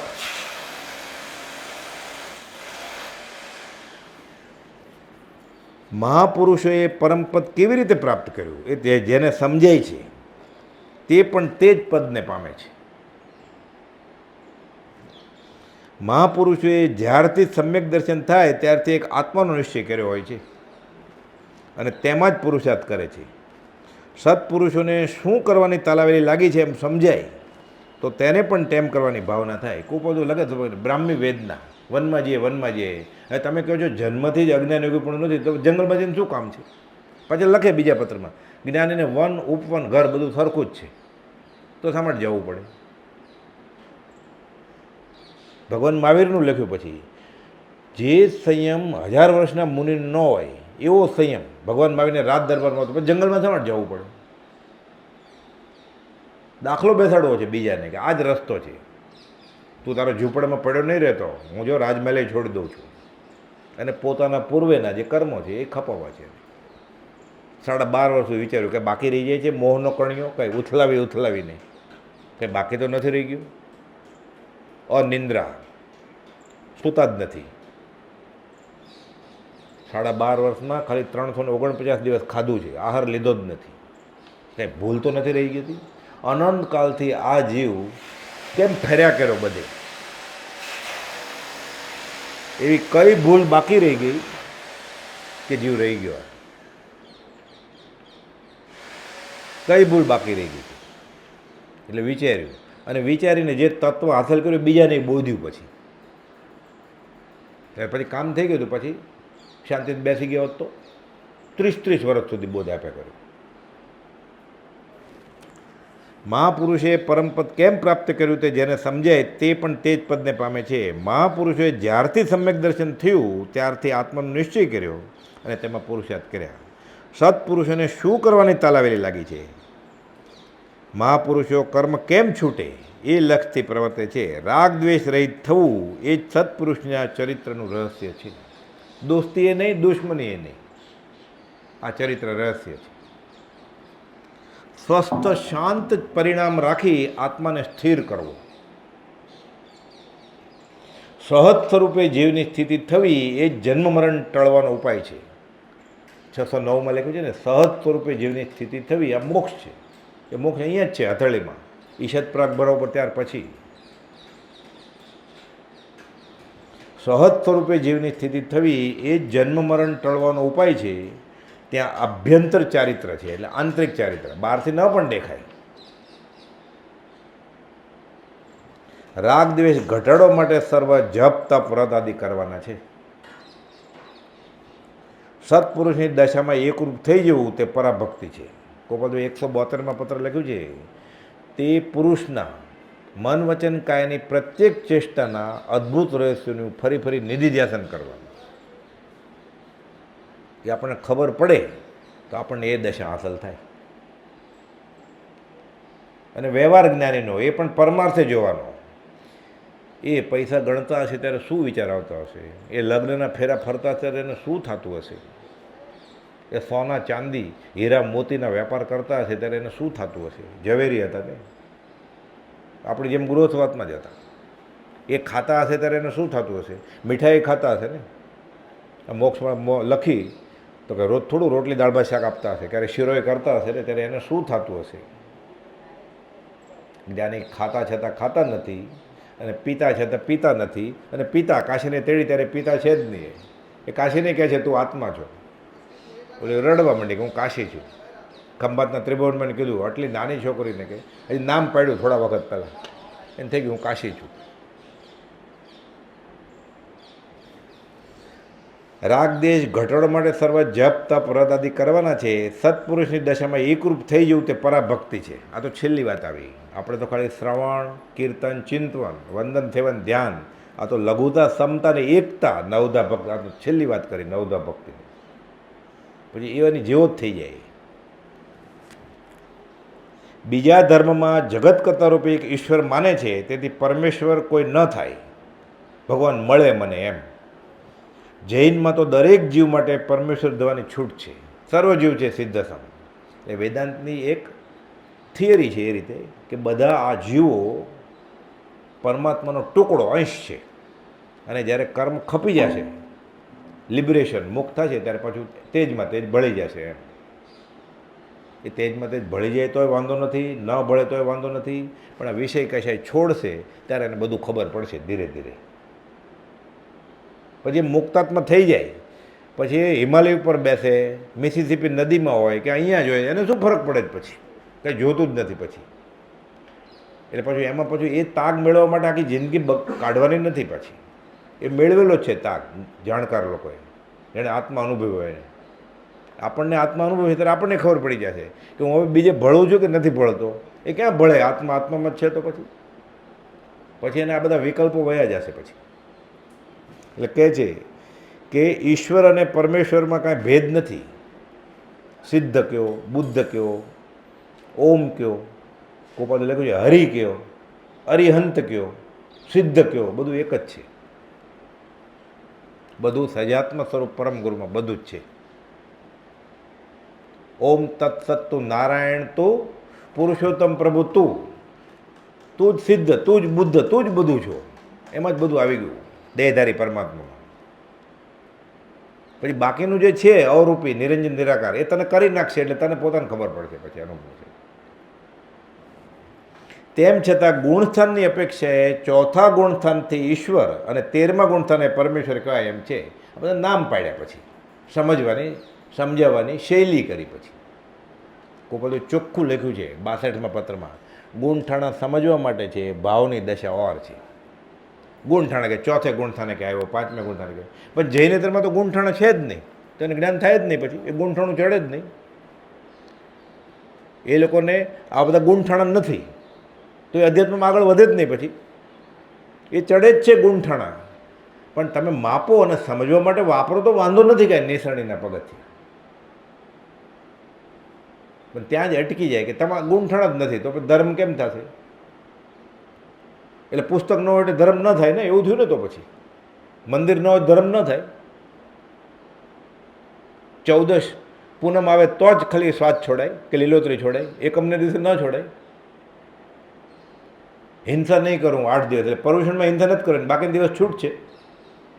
આ તો રિહર્સલ છે, નાટકની પ્રેક્ટિસ કેમ કરે? રિહર્સલ તારું જીવનમાં વણાઈ જાય એને માટે બધું છે. તહેવારો, મોટા પર્વના દિવસો, રોજ એમ જ જીવવાનું છે. પછી એ રૂપ થઈ જવાનું છે. પણ શરૂની ભૂમિકામાં રોજ કંઈ એકાદશીનો ઉપવાસ ન કરી શકે. એટલે આ બધું કયું જ્ઞાની હોય, ગીતા આચાર્ય હોય કે આ જીવ પહેલા ધોરણમાં પછી બીજા ધોરણમાં એમ કરતાં કરતાં સીધું કાયદાની કલમ 3જા ધોરણમાં આપવા માંડે તો કેમ સમજાય? એટલે આ બધું પહેલા ધોરણનું પતાસું છે. આ ઘંટ, અગરબત્તી, દીવો, ધૂપ, ટીલા, ટપકા. પછી એ MBAમાં આવ્યો, CAમાં આવ્યો, MDની એક્ઝામ છે, એની PhDની એક્ઝામ છે, ત્યારે બેટા લે આ પતાસું, જ્યાં પરીક્ષા દેવા, નહીં તો લોકો નહીં જાઓ, પગ પછાડે છે. ઉંમર 33 વર્ષ છે, પગ પછાડે કે તો નહીં જાઓ, મને પતા ચોકલેટ આપો તો હું પરીક્ષામાં જાઉં. આ પહેલા ધોરણનું પતાસું છે બધી ક્રિયાઓ.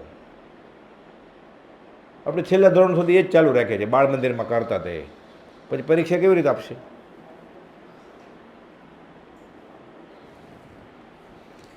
ત્રીજું, ચંચળ ચિત્ત એ જ સર્વ વિષમ દુઃખનું મૂળિયું છે. આ મન એવો મનુષ્યાણામ કારણ બંધ મોક્ષો.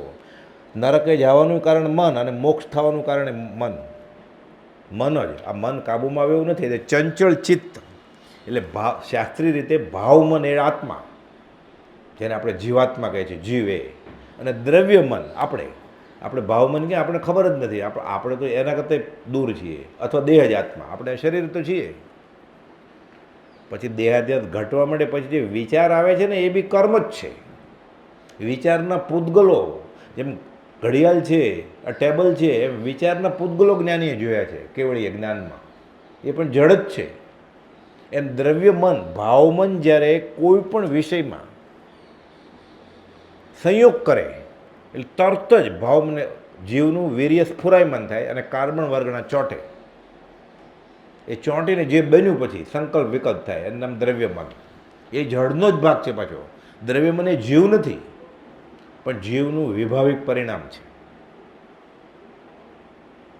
આ તો બહુ શાસ્ત્રીય વાત ખાલી થોડી કરી. મૂળ મન કાબૂમાં નથી. ચંચળ ચિત્ત એ સર્વ વિષમ દુઃખનું મૂળ છે. આ મન કાબૂમાં આવતું જ નથી. બધાને આપો આ. એમાં કાજો મનડું કિમી ન બાજે હો કુંથુજીન. આનંદજી મહારાજે આ મન કાબૂમાં નથી આવતું. એમાં 63માં પાના ઉપર છે. ચંચળ ચિત્ત કેમ કાબૂમાં નથી આવતું? મોટા મોટા યોગીને નથી આવ્યું. આનંદજી મહારાજ કહે છે મનડું કિમ નહીં બાજે હો કુંથુજીન. મનડું કિમ ન બાજે જીમ જીમ જતન કરીને રાખું. તિમતીમાં અળગું બાજે હો કુંથુજીન. મનડું કિમ ન બાજે. કુંથુનાથ ભગવાનને આનંદજી મહારાજ પ્રાર્થના કરે છે કે મારું મન કાબૂમાં આવતું નથી. જેમ જેમ જતન કરીને રાખું એમ વધારે પાછું દૂર ભાગે છે. આજે નક્કી કર્યું કે હું વાંદરાના પૂંછડા વિશે વિચારીશ નહીં, એટલે આખો દિવસ વાંદરાનું પૂંછડું જ યાદ આવે. 64માં પત્રમાં કોપોલદેવ સમજાવ્યું છે. મારે સ્ત્રી વિશે વિચાર કરવો જ નથી, એટલે સતત એ જ ચાલુ રહે. એને આડા દિવસે નહોતું થતું, એને કરતાં વધારે થાય. પછી ઊંધો, આ જંગલી ઘોડો છે, ઊંધો જ ચાલે છે. જેમ જેમ જતન કરીને રાખો તેમ તેમ અળગું ભાજે છે. કે છે રજની વાસર વસતી ઉજ્જળ ગયણ પાયાલે જાય. સાપ ખાય ને મુખડું થોથું એહ ઓખાણો ન્યાય. ઓ કુંથુજીન મરડો કે મહીન બાજે.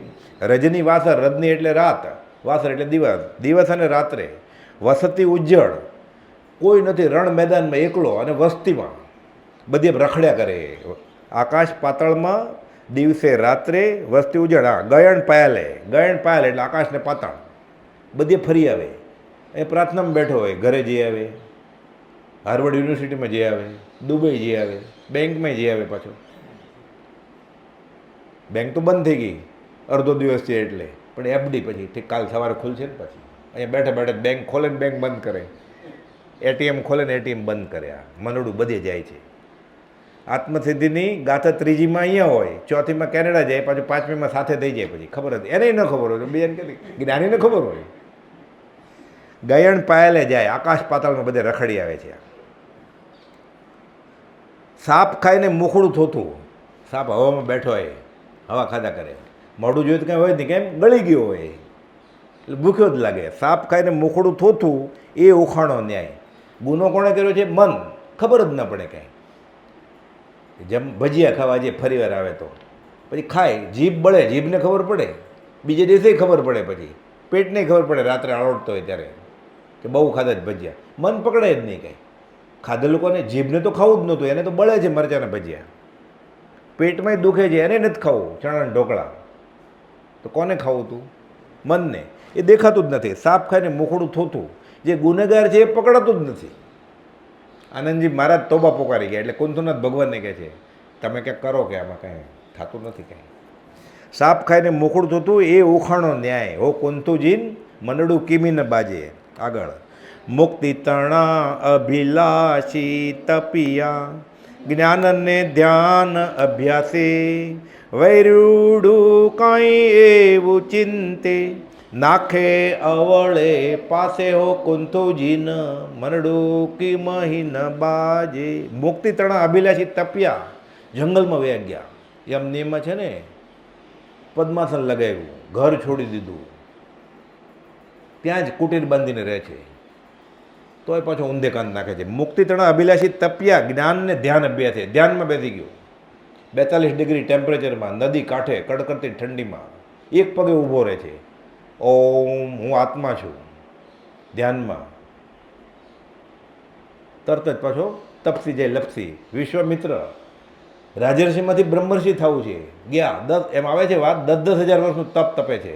મેનકા આવે છે ત્યાં કંઈ વિચાર કરીને નહોતો નીકળે રાજ દરબારમાંથી કે જો મેનકા આવશે તો ઘર માંડીશ. શા માટે ગયેલા? તપ, બ્રહ્મર્ષિ થવા માટે. મેનકા આવી, તપસી ગયા, લપસી. કેમ? મન નાખ્યા ઊંધે કાંધેને. આદ્રકુમાર અનાર્ય પ્રદેશમાં હતા, દીક્ષા લેવી છે. આર્ય પ્રદેશમાં જવા નથી દેતા એના માતા પિતા, એ બધું એક નીકળી ગયા દરિયા પાર ગમે તેમ કરીને. આકાશવાણી થાય છે, વાત છે. આદ્રકુમાર હજી વાર છે, તારે ભોગવલી કર્મ ભોગવવાના છે, પડશે એવા દેવાશે કે લીધી. પાછું સંસારમાં આવવું પડ્યું. મન ખતરનાક છે. કૌશદમાં બેઠો હોય, ચિંતવે કાંઈ બીજું. પ્રસન્નચંદ્રમાં રાજર્ષિ, સર્વસંગ પરિત્યાગી મુનિ કૌશદમાં ઊભા છે, અડોલ ડુંગરની જેમ. ભગવાનને પૂછે છે શ્રેણિક રાજા, આની કઈ ગતિ થાય? તો કે નરકે જાય. કૌશદમાં ઊભા છે, પથ્થરની જેમ હલતા નથી. ભગવાન મહાવીર ખોટું બોલે કરે? એ નરક ગતિ. શું મનમાં વિચારતા હતા? કોઈ જાતા જાતા વાત કરતા હતા કે દુશ્મન રાજા ચડી આવ્યો છે, નાના છોકરાને રાજ આપીને બાવા થઈ ગયા છે, હવે છોકરાને શું થશે? આ વિચારે છે મુનિ. મારું એને ત્યારે દેહ છૂટી જાય શું થાય? કોણ? મનડું કિમી ન બાજે. દીક્ષા લીધી છે મોક્ષ માટે, પરદેશી રાજાને મારો હરાવી દેવા છે.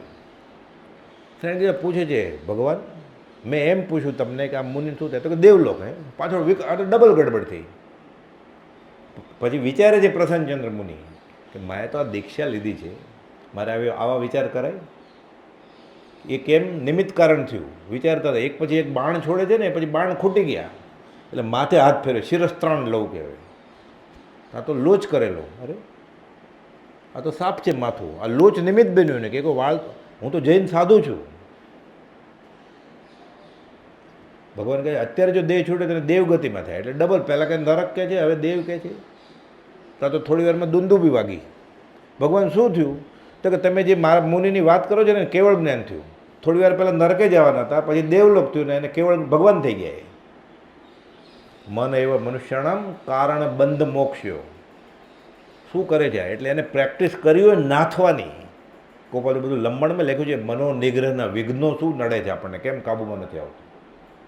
32 યોગ એની એ વાત કરી છે કે કેમ કાબૂમાં નથી આવતું. એણે જે રસ્તો બતાડ્યો છે એ પ્રમાણે કરીએ તો. એટલે કહે છે મુક્તિ તણા અભિલાષી તપ્યા, તપ મુક્તિ માટે ગયેલા અને સુંદરી લઈને પાછા ઘરે આવ્યા. એવું બને છે સંન્યાસી થયા હોય, ત્યાગી થયા હોય, જૈન સાધુ થયા હોય, પરદેશ ગયા હોય ધર્મના પ્રચાર અર્થે. અહીંયા બધા ધર્મિષ્ઠ થઈ ગયા, બધા શ્રાવક થઈ ગયા કે તારે ત્યાં જવું પડે દરિયા પાર. ભગવાન મહાવીરે ના પડી છે દરિયા પાર જવાની જૈન સાધુને. ત્યાં પછી પત્નીને છોકરું લઈને આવે, ખંભે પહોંચે એવડી જુવાન છોકરી લઈને આવે. આ કાળમાં બનેલા દાખલા છે. બધા બાંધા બહેને છે જીનેશ્વર ભગવાને. એ બાંધામાંથી બહાર નીકળ્યો, લક્ષ્મણ રેખા ઓળંગી કે જીવ લપસે જ ધર્મ પ્રચાર અર્થે મારે જવું છે.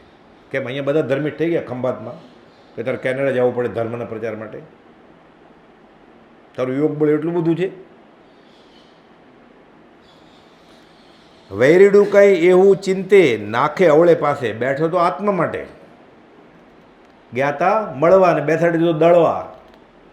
કબીર કહે છે ગયો તો હરિભજન કુ ઓટન લ્યો કપાસ. દંડે લાગી ગયો. મંદિરમાં અહીંયા આવીને ધંધો કરે, પાછો દોસ્તી કરી નાખે. તમારું કયું ગામ? અમારું આ ગામ.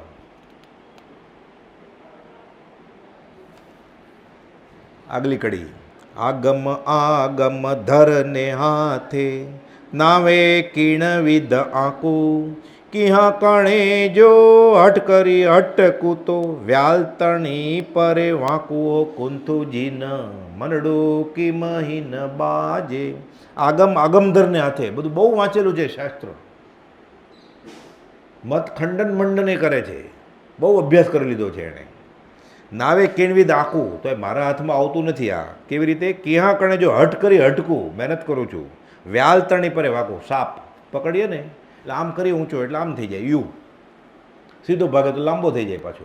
નાગની જેમ આકાર બદલે છે કે વ્યાલતણી પડે વાંકું છે કે આ સાપની જેમ બદલી જાય છે પાછું, એટલે ફસાવે છે ગમે એમ કરીને. આગળ, જો ઠગ કહું તો ઠગ તું ન દેખું, શાહુકાર પણ નહીં. સર્વ માહીને સૌથી અળગું, એ અચરીજ મન માહી હો કુંતુજી ન મનડું કી મહી ન બાજે. ઠગકો એ ક્યાં ઠગે છે, ક્યાં દેખાય છે? ચોરી કરી કોણે? ફાંસીની સજા કોને આપે છે? શરીરને. ગુનો કોણ કરેલો? મને. મન કેવી રીતે પકડાય? તો જેને કુપોષિત તમે સજા કરો છો એ તો જડ છે. શરીરને ફાંસીએ ચડાવો કે બાળો, એને શું મતલબ છે? હાથને પીડા થાય છે, પીડા કોણ ભોગવવાનું છે? જીભ સ્વાદ ભોગવે છે. એને મજા કોને આવે છે? જીભને તો બળે છે, લાલ થઈ ગઈ મરચું ખાઈને. મજા કોણ કરે છે? મન. જેને સજા આપો છો એ તો એને કંઈ ગુનો કર્યો જ નથી, એ તો જડ છે. એને શું ઉપયોગ? એને 2 વાર બાળો તો એ શું, ને 2 વાર ફાંસી આપો તો એ શું? એટલે બધું બફમ જ ચાલી રહ્યું ને. આખો વ્યવહાર બધો બફમ જ છે. આ ઠીક છે સામાજિક નિયમ પ્રમાણે, અધ્યાત્મ કાંઈ બીજી જ વસ્તુ છે. જે ઠગ કહું તો કંઈ ઠગતું દેખતો નથી ને શાહુકાર પણ નહીં. ખાનદાન છે. કોણ ખાનદાન છે? આ હાથ ચોરી નથી કરતો કે જીભ ગાળ નથી બોલતી, એ કોણે નક્કી કર્યું ગાળ નથી બોલવું? એટલે શાહુકાર કોણ છે? સજ્જન કોણ છે? પણ એ પકડાતું નથી કાંઈ. સર્વ માહીને સૌથી અળગું, એ અચરીજ મન માહી. એ અચરીજ પછી મનમાં જ થાય છે ને, મનમાં બધું મન જ છે. આ બધું જે કાબૂમાં આવી જાય તો કેવું થાય પછી? જે જે કહું તે કાનન ધારે, આપ મતે રહે કાલો. સુનર પંડિત જન સમજાવે, સમજે ન મારો સાળો હો કુંતુજી ન મનડું કી મહી ન બાજે. જે કહું તે કાન ન ધારે, કંઈ માનવા જ તૈયાર નથી. અને આપ મતે રહે કાલો, કાલો થાય છે, મારું નથી માનતો, સ્વચ્છંદે વર્તે છે. આ નક્કી કરે કદાચ કે આજે આમ પ્રાર્થના કરવી, તો કે ના. સૂર નર પંડિત જન સમજાવે. સૂર એટલે દેવ, નર પંડિત એવા ડાયા માણસો એને સમજાવે, પણ મારો સાળો એટલે પત્ની, કુબુદ્ધિરૂપ પત્ની, કુબુદ્ધિરૂપ એનો ભાઈ આ માનતો જ નથી કાંઈ.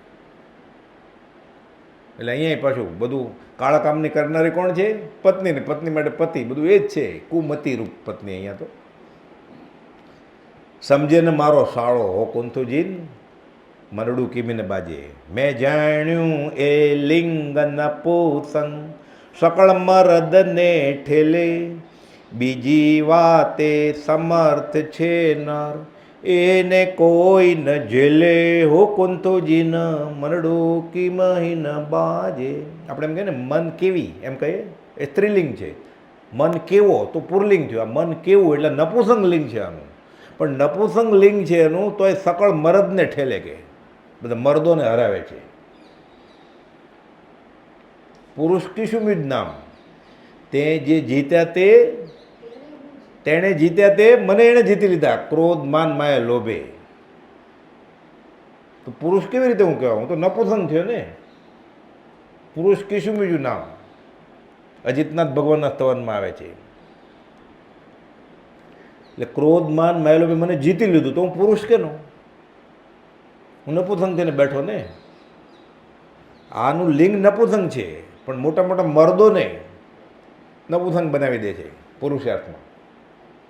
એટલે નપુસંગ છે જ નહીં, મર્દોને હરાવી દે છે. કે મેં જાણ્યું હતું કે આ નપુસંગ છે, પણ આ નપુસંગ નથી, આ મર્દને હરાવે છે. કે બીજી વાતે સમર્થ છે નર, હાથીને પકડી લે, પણ મનને નથી પકડી શકતો. એને કોઈને ઝીલે.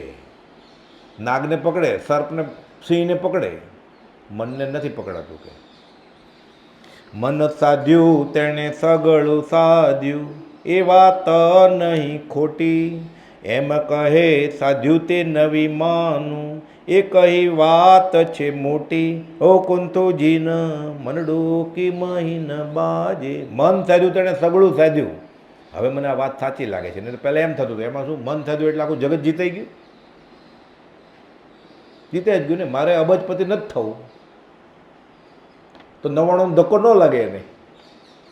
99 ધક્કો કેમ લાગે છે? એને 99 100 કરવા છે એટલે. કે અંબાણી થઈ ગયો કે નહીં? એ ચાહ મીટી, ચિંતા મીટી, મનવા બે પરવા, जिसको कछु न चाहिए वो शाहन का शाह. તકલીફ કોને છે? જેને 99,99,999માંથી 1 કરોડ કરવા છે એને. પણ જેને 10,000માં સંતોષ છે એને ક્યાં તકલીફ છે કાંઈ? તો કોણ સુખી? સુખ વિશે વિચાર. કુપોલદેવ 6 પાઠ લખ્યા છે મોક્ષમાળામાં. એ પંડિતે પોતે જ છે કુપોલદેવ, અને જવાબ આપનાર શેઠ એ પોતે જ છે. આત્મસિદ્ધિના શિષ્ય કુપોલદેવ જ છે, અને સમાધાન કરે જ ગુરુજી એ ભગવાન એ પોતે જ છે. આપણે પ્રશ્ન જ ક્યારે ઊભો થયો? આપણે અથવા દેહ જ આત્મા, આપણે ક્યાં હું કોણ છું એ પ્રશ્ન જ ક્યાં ઊભો થયો? એ તો એણે હોમવર્ક આપ્યું કે વિચાર હું કોણ છું, ક્યાંથી થયો. એટલે કહે છે કે મન સાધ્યું તેણે સગળું સાધ્યું. આ વાત હવે મને સાચી લાગે છે કે હું મન કાબૂમાં રાખવાની મેં શરૂઆત કરી પ્રેક્ટિસ, ત્યારે ખબર પડી કે આ વાત સાચી છે કે મન જીતાઈ જાય તો બધું જ જીતાઈ જાય. આ વાત ખોટી નથી. એમ કહે સાધ્યું તે નહીં માનું, પણ કોઈક એમ કે મારે મન જીતાઈ ગયું છે, એમ કે હું માનું એમ નથી. આ વાત તો બહુ મોટી છે.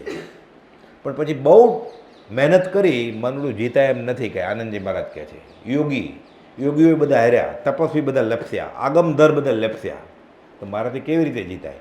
એટલે મન જીતાતું જ નહીં હોય. કે પછી નિર્ણય લઈ લીધો, મન વશ થાય એવું કાંઈ છે જ નહીં. એટલે ભગવાનને હવે ઓળંબો આપે છે, ચેલેન્જ આપે છે. મનડું દુરારાધ્ય તે વશ આણ્યું, આગમથી મતિ આણું, આનંદ ઘન પ્રભુ મારું આણું, તો સાચું કરી જાણું કુંતુજીન મરડો કી મહીન બાજે. મેં આગમ વાંચીને એવું લાગ્યું ખરું કે ભગવાનને મન વશમાં છે, એવું મેં શાસ્ત્રમાં વાંચ્યું છે. મનડું દુરારાધ્ય તે વશ આણ્યું, આગમથી મતિ આણું. હજી સદાચાર સજ્જનતા છે એટલે સાવ ખોટું કહીને ચુકાદો નથી આપી દેતા, કેમ કે એને પાછું મન જીતવું છે ને. કુપોલદેવ લખ્યું છે આ જૈનની વાત. આગમ એટલે જૈનની વાત નથી. દ્વારિકાનો દાહ થયો છે, 56 કોટી યાદવ બધા મરી ગયા છે, છતાં જેણે ધીરજ અવગાવી છે મનથી. આ મહાત્મા શ્રી કૃષ્ણ કહે બધી આ જ વાત છે. જીત્યું કોણે? અમે સાંભળ્યું છે એવું શાસ્ત્રમાં. આ તો વાર્તા થઈ ને ખાલી. મેં ક્યાં જોઈ હતી દ્વારકા સળગતી? આનંદજી મહારાજ કહે છે કુંથુનાથ ભગવાને, તમે જીત્યું એ આગમમાં લખ્યું છે. હું કેમ? મારે તો માનવાનું જ ને, ચોપડામાં લખ્યું છે. એટલે ચેલેન્જ આપે છે હવે. આનંદ ઘન પ્રભુ મારું આણો, મારું મન જીતી દો તો તમે ખરા કહું, સાચા કહું કે આનંદ ઘન પ્રભુ મારું આણો તો સાચા કરી માનું. એટલે પ્રાર્થના કરે છે કે હે ભગવાન, મને તમે મન જીત્યું છે, મને જીતવાની એ શક્તિ આપો. એટલે પ્રાર્થના કરવાની રીત છે. આ વ્યાજસ્તુતિ અલંકાર કહેવાય. આ ઓળંબા આપે ભગવાનને કે તમે 3 રત્નના ધારક છો, જ્ઞાન દર્શન ચારિત્રના, એનો એક ટુકડો આપો તો ખરા તમારા વખાણ કરું. કે ત્યાં લૂંટારા થઈને બેસી ગયા છો મુક્તિ સુંદરીને લઈને, નવા લગ્ન થયા છે એટલે કોઈ સાથે બોલતાય નથી. હમણાં તો આપણે હારે જ ફરતા હતા ભવસાગરમાં. રાજા રાણી, પતિ પત્ની, ભાઈ બહેન, ગધેડો ગધેડી. તમારો દાવ પૂરો થઈ ગયો. બાળપણે આપણ સસ નહીં રમતા નવ નવ વેશે, આજે તમે પામ્યા પ્રભુતાઈ. ઋષભનાથ ભગવાનને કહે છે અમે સંસાર નિવેશે. પ્રભુજી ઓળંબડે મત ખીજો, જે હકીકત છે એ જ હું કહું છું, ખીજાતા નહીં કંઈ. તમે હવે થઈ બેઠા મેવાસી, લૂંટારા થઈ ગયા. રત્નો જ્ઞાન દર્શન ચારિત્ર લઈને એનો ટુકડો આપો તો એ વાતે શાબાશી કહું કે તમારા વખાણ કરીશ કે હું અહીંયા. હવે મુક્તિ સુંદરી જ્યોતિર્મા આલંગીને અછક છક્યો દિન રાત. ઓળખ પણ નવી સાંભળે, દર્શનની શી વાત. નવા લગ્ન થયા છે, મોક્ષે ગયા છો, હવે તો મુક્તિ સુંદરી સાથે જો તમે. હવે ભગવાન કંઈ કરે નહીં ને, હમણાં એવું ને ઈશ્વર કરતા કોઈ નહીં. અછક છક્યો દિન રાત, હવે છકી ગયા. નવા લગ્ન થાય ને પછી કાંઈ કોઈને સામું જોવે જ નહીં, બોલે જ નહીં, નશામાં હોય કે તમે ત્યાં ગયા છો. હવે ઓળખાણ જ નથી તો દર્શનની ક્યાં વાત કરું? તો હવે શું, મારે એકલાએ જ મહેનત કરવી પડશે. એમ કરીને તમે જે રસ્તે મહેનત કરી છે એ રસ્તે હું મહેનત કરું. એટલે ચંચળ ચિત્ત એ સર્વ વિષમ દુઃખનું મૂળિયું છે. તમે જે રસ્તો બતાવ્યો એ રસ્તે હું મનને વશમાં લેવાની કોશિશ કરું. હવે 3 બોલ થયા, બાકીના બોલ પછી અવસરે લેશું. સહજાત્મ સ્વરૂપ પરમ ગુરુ.